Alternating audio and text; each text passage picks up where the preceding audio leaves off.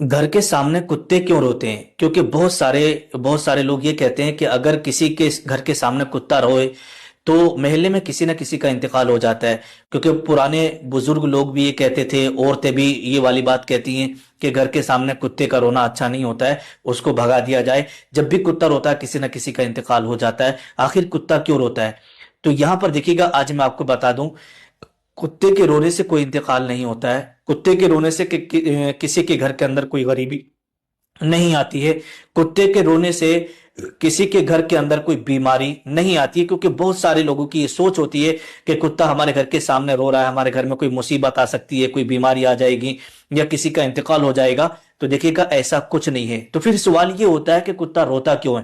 تو دیکھیے گا اللہ کے نبی صلی اللہ تعالی علیہ وسلم ارشاد فرماتے ہیں کہ جب بستی کے اندر اذانیں ہوتی ہیں، تو جب اذان ہوتی ہے نا، تو شیاطین جتنے بھی ہوتے ہیں یہ سب گوج مارتے ہوئے اس بستی سے بھاگتے ہیں، اور جب بھاگتے ہیں تو ان کتوں کو دکھائی دیتے ہیں۔ تو یہ کتے ان شیاطین کو دیکھ کر، ان ہواؤں کو، ان جنات وغیرہ کو دیکھ کر کے روتے ہیں۔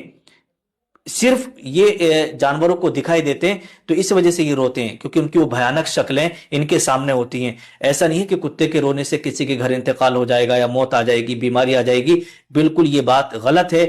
بلکہ یہ شیاطین کو دیکھ کر کے کتے رویا